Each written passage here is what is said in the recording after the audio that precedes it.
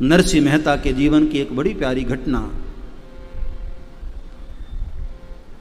पूर्व का चरित्र था उनके, जब भगवान कृष्ण की भक्ति से पहले बड़े भैया थे घर में, भाभी श्री थी घर में। नरसिंह मेहता कोई इतने ज़्यादा योग्य थे नहीं, बहुत ज़्यादा पढ़े भी न थे, कोई नौकरी भी नहीं थी। बड़े भैया तो अच्छे पोस्ट पर थे। तो सोचा कि चलो, नरसिंह मेहता ने सोचा कि चलो घर का काम करूं, भैया भाभी की कृपा रहेगी तो रोटी तो मिलती रहेगी। तो जंगल से लकड़ियां काट कर लाते, घर में बड़े भैया और भाभी श्री जो कहती वो काम करते। एक दिन लकड़ी लेकर के आए, थोड़ी विलंब हो गई और भूख से बड़े व्याकुल थे। लकड़ी का बोझ रखा और हाथ पग धोकर अपनी भाभी श्री को कहा कि भाभी मां, बहुत जोर से भूख लगी है, रोटी दे दो ना। तो आज भाभी ने इतने कड़वे बोल बोले, सीधे दिल पर चोट लगी।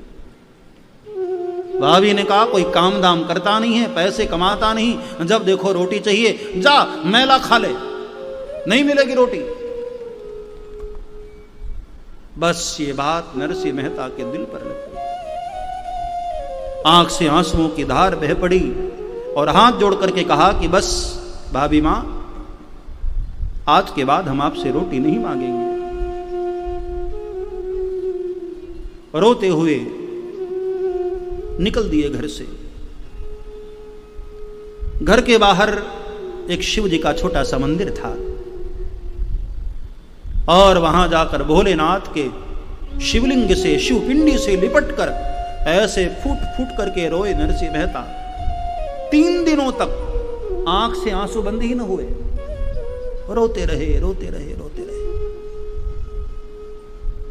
भगवान शंकर को प्रार्थना करते रहे, बाबा मैंने ऐसा कौन सा पाप किया था, इतने कड़वे शब्द मुझे सुनने को मिले। मैंने भाभी से रोटी क्या मांगी, ऐसा गंदा शब्द बोला। क्या मैं इतना पापी हूं नाथ। 3 दिन तक नरसिंह मेहता रोते रहे। 3 दिन के बाद भोलेनाथ पिघल गए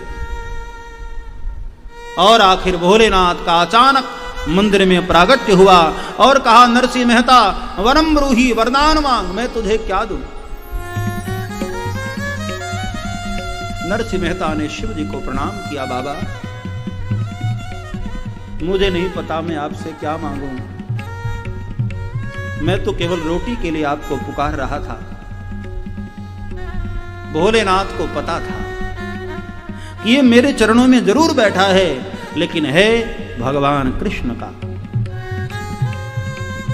नरसिंह मेहता के पूर्व के संस्कार थे, भगवान कृष्ण से जुड़े थे, इसलिए भोलेनाथ ने नरसिंह मेहता को वहां से उठाया और सीधे वृंदावन ले जाकर भगवान कृष्ण के चरणों में छोड़ दिया। कहा कि हे बांके बिहारी, ये तुम्हारा भक्त, अपने चरणों में इसको स्थान दो, संभालो।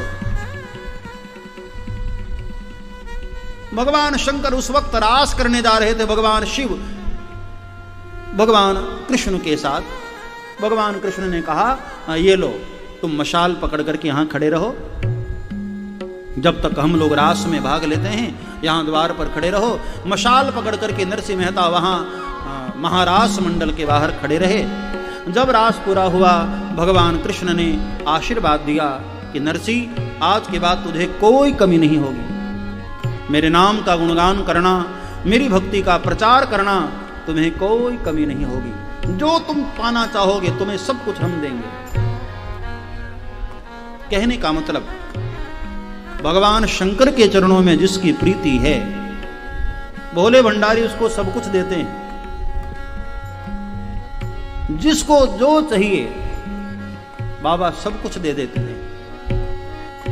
एक बार भगवान शंकर के चरणों में श्रद्धा रखकर तो देखो।